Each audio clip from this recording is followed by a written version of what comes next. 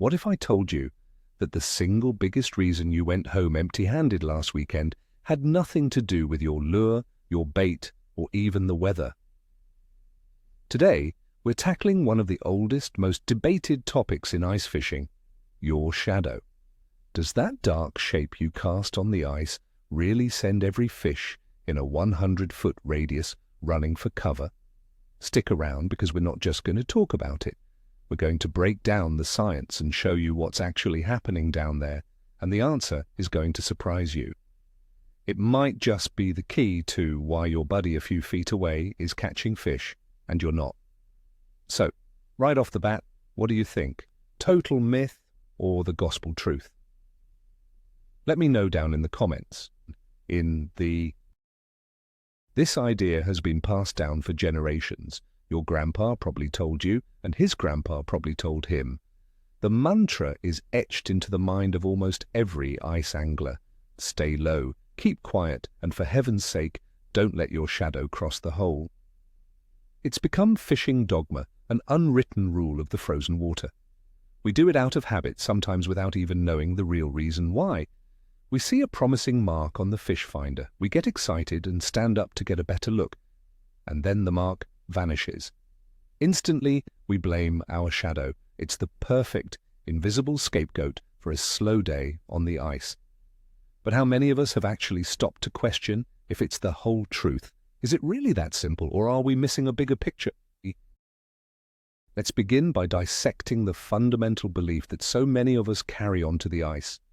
The core idea is brilliantly simple, which is why it has persisted for so long. It's based on a fish's basic survival instinct.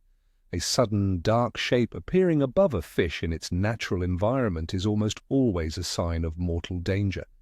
In the wild, that shadow means a predator is swooping in, a bird of prey like an osprey or an eagle, or perhaps a land-based hunter like an otter or a mink. The fish's deeply ingrained instinct is to bolt first and ask questions later. This is the foundational logic that has fueled the fear the shadow mantra for decades of winters.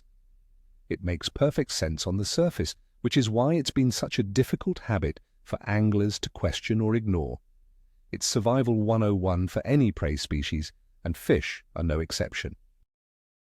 Just picture this classic scene, a scenario that plays out in fishing camps and on truck tailgates every weekend. You're sitting around after a long, cold day on the ice, sharing stories and trading lies with other anglers. One guy swears on a stack of tip-ups that he watched a whole school of jumbo perch scatter the instant his shadow even touched the edge of his hole, but then another guy, an old-timer, who's been on this lake for 40 years, chimes in and says he's been standing directly over his hole for 2 decades and catches his limit of walleye just fine. This isn't a settled science, it's a constant, passionate campfire debate. It's one of those polarizing topics where everyone has a personal story, a powerful anecdote, but very few have anything resembling concrete proof.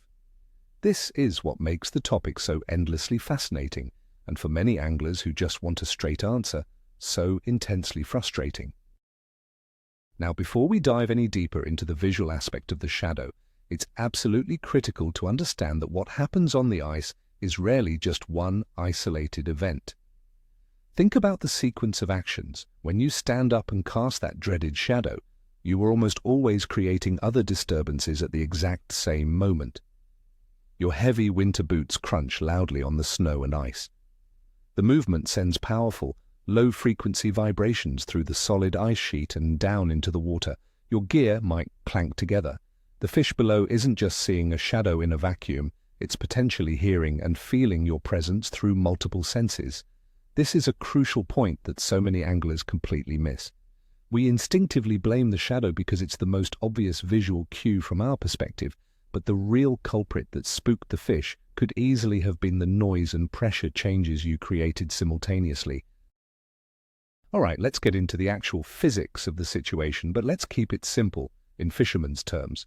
We need to understand how light behaves when it hits a frozen lake. First and foremost, sunlight has to get through the snow cover. A thick, fresh layer of snow acts as a massive natural light diffuser. It scatters the sunlight in every possible direction, dramatically softening its intensity. Think of it like the frosted glass on a high bathroom window. or a lampshade. It turns a harsh, direct, and directional light source into a gentle, soft, ambient glow. This is your very first clue in this investigation. A significant snowpack is your best friend when it comes to on-ice stealth. It can effectively erase your shadow, making it almost non-existent from a fish's point of view below the ice. Once the light makes its way through the snow, its next obstacle is the ice itself. The clarity and composition of that ice play an enormous role in this whole equation. On one end of the spectrum, you've got black ice, which is incredibly clear and dense, formed on calm nights. On the other end, you have white, cloudy ice, which is filled with trapped air bubbles and frozen slush. That crystal-clear black ice will allow a sharp, well-defined shadow to pass through much more effectively, almost like looking through a clean pane of glass. Cloudy ice, however, acts as another powerful layer of diffusion. It scatters the remaining light even more, blurring any shapes from above. So the specific type of ice you're fishing on is a massive and often overlooked variable. A shadow cast on clear black ice is a completely different animal than one cast on thick, cloudy ice. Finally, the light that has managed to penetrate both the snow and the ice must then travel down through the water column to reach the fish. Water itself is not perfectly transparent. It both diffuses and absorbs light. The deeper the water, the less defined any shadow from the surface will ultimately be. Light loses its intensity the farther it travels. Therefore, a shadow that looks sharp and terrifying to a fish in 2 feet of water might just be a vague, barely noticeable dimming of the ambient light to a fish in 20 or 30 feet of water. Furthermore, water clarity itself is a huge factor. Murky, stained, or algae-filled water will obscure a shadow far more effectively than the crystal-clear water of a trout lake. So, water depth and water clarity are 2 more giant puzzle pieces we have to consider. So, with all these layers of diffusion and absorption, what does a fish actually see when it looks up? Fish have eyes that are typically positioned on the sides of their heads, granting them an incredibly wide, almost panoramic field of view to constantly watch for predators from all angles. Their eyes are exceptionally sensitive to changes in light, contrast, and movement. It's how they spot tiny prey and how they avoid becoming a meal themselves. They don't see a perfect high-definition silhouette of a human being standing on the ice. What they perceive is a change in the ambient light in their world. It's a sudden darkening, a blocking of the sun. And in the brutal reality of nature, a sudden darkening from above is very rarely a good sign for a creature on the lower end of the food chain. Let's get a bit more technical about a fish's vision. A fish's ability to see upwards is limited to a specific area called Snell's window, which is sometimes referred to as the optical cone or cone of vision. Essentially, it's a circular window on the water's surface through which the fish can see the world above. The size of this window depends on the fish's depth. Everything outside of this cone is not visible. The underside of the water's surface just looks like a distorted mirror. This physical limitation means that a fish is most likely to clearly notice you or your shadow when you are positioned directly over it, inside that cone of vision.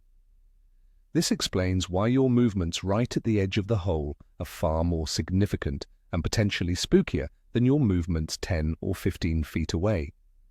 Anglers who love to huddle right over their hole should be the most concerned about this entire effect.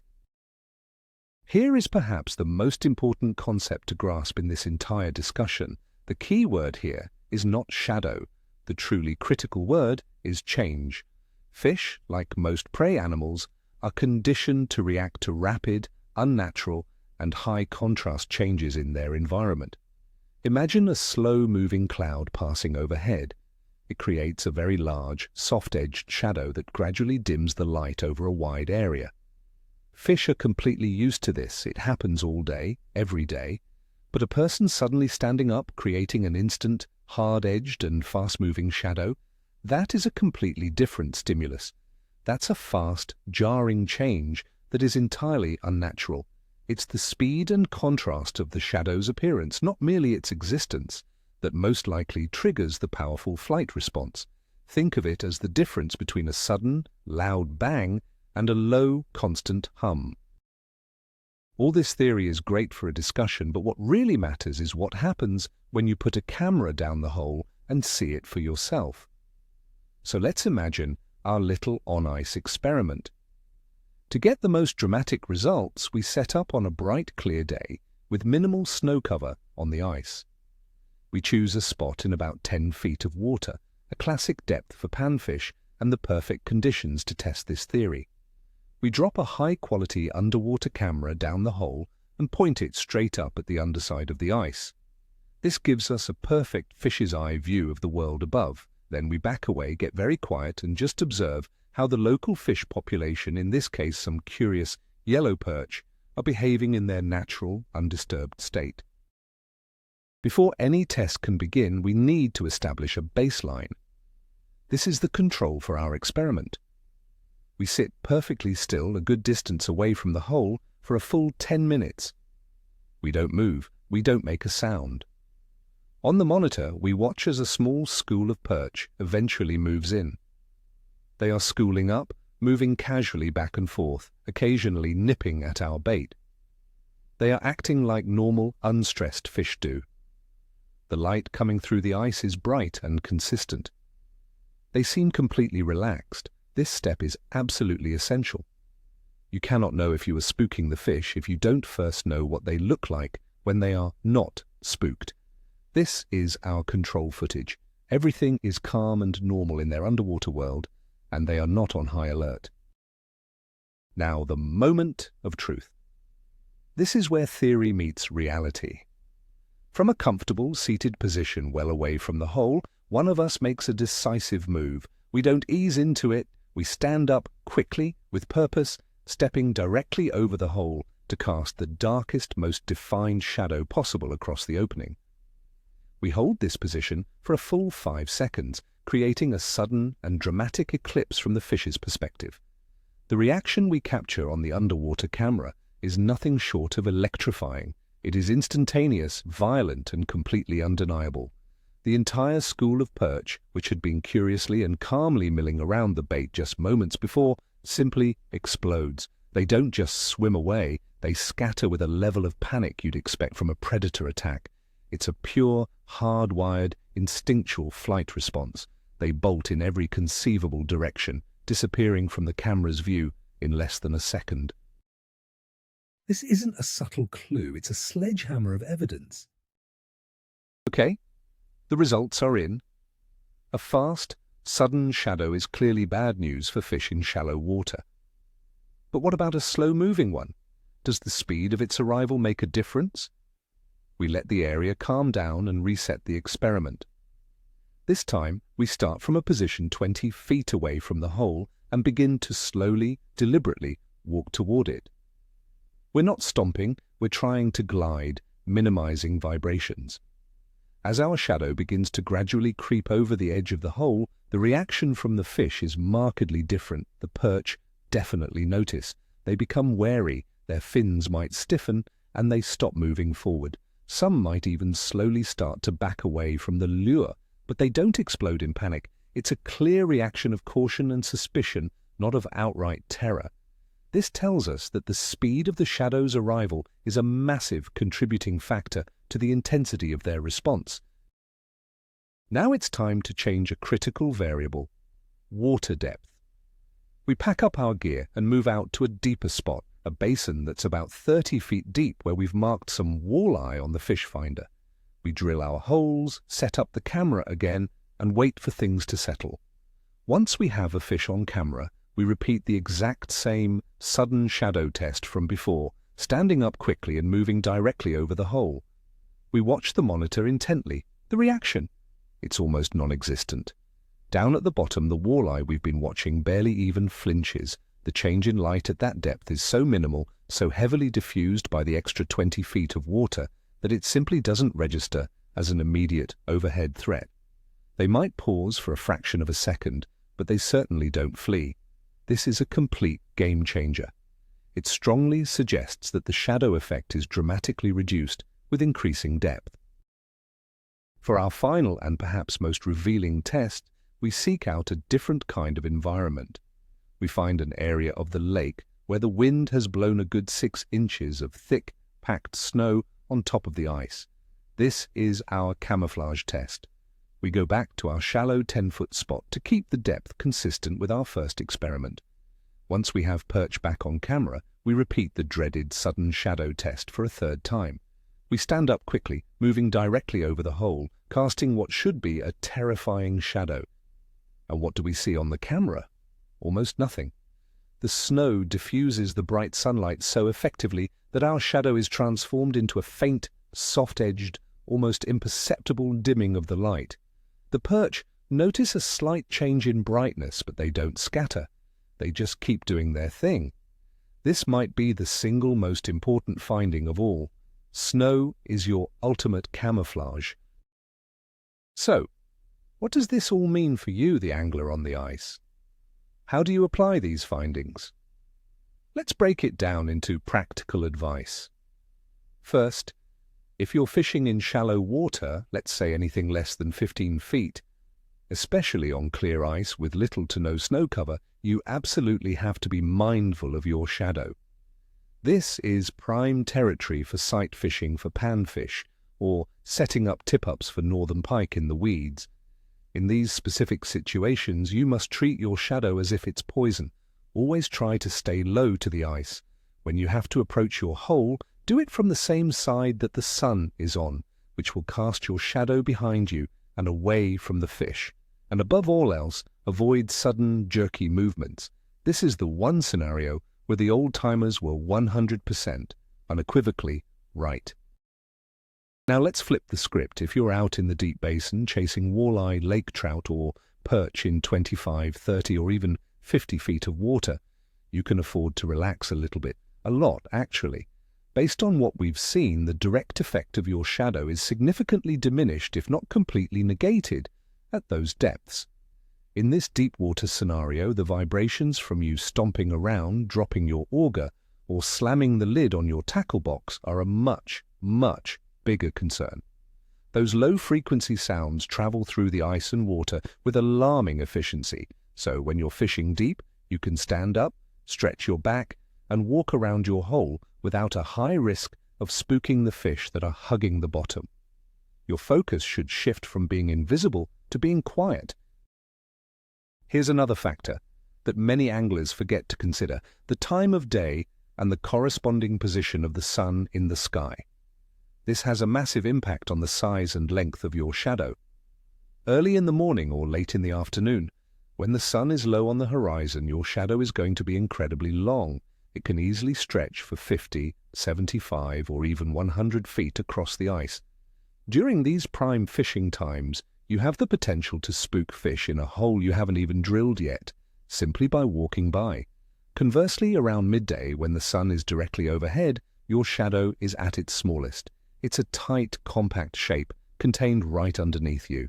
This is, ironically, the safest time of day in terms of shadow management, even though the sunlight is at its absolute brightest.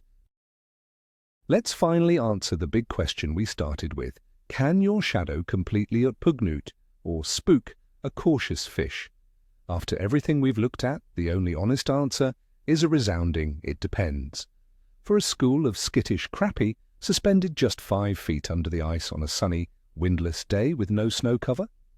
Yes, absolutely, a sudden, sharp shadow can and will clear them out of the area in a heartbeat, ending your bite instantly. But for a lethargic, bottom-hugging walleye holding tight to a reef in 30 feet of murky water under a foot of packed snow, the answer is probably not. It's not a simple yes or no question that applies to all of fishing. It's a sliding scale of risk, and your job is to figure out where on that scale your current situation falls. So the most important lesson to take away from all of this isn't that you need to live in constant paranoid fear of your own shadow. That's not practical or fun. The real takeaway is the importance of being aware of your environment and learning to adapt your behavior accordingly.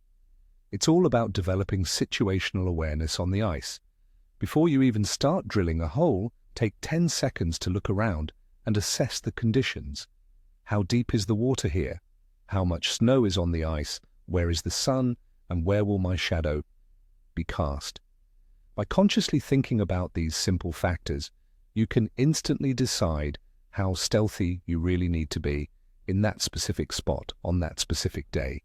It's about being a smarter, more adaptable angler, not just blindly following an old rule without understanding the why behind it. So we've broken it all down. We've seen that the old fear the shadow rule isn't a myth, but it's also not a universal law that governs every fishing situation. The depth of the water, the clarity of the ice, the amount of snow cover, and the speed of your movement are all critical variables that determine whether your shadow is a fish-repelling superweapon or completely irrelevant. The biggest what et a poverot or plot twist moment for me was seeing the incredible difference that snow cover makes. It's not just cold white stuff, it's a natural stealth cloak provided by Mother Nature. A few inches of snow can give you permission to move around more freely, while clear, black ice should put you on high alert, demanding absolute stealth. That simple observation can completely change how you approach a spot on the lake. This changes things because it moves us from superstition to strategy. Instead of just worrying about your shadow all the time, you can now assess the situation and make a calculated, intelligent decision. You can focus your energy on being stealthy when it matters most, in the shallows on clear days, and relax when it doesn't. That's how you become a more efficient and successful angler. Thanks for sticking with me through this deep dive. I hope this cleared some things up for you. If you found this useful, do me a favor and hit that like button, and make sure you're subscribed so you don't miss the next video.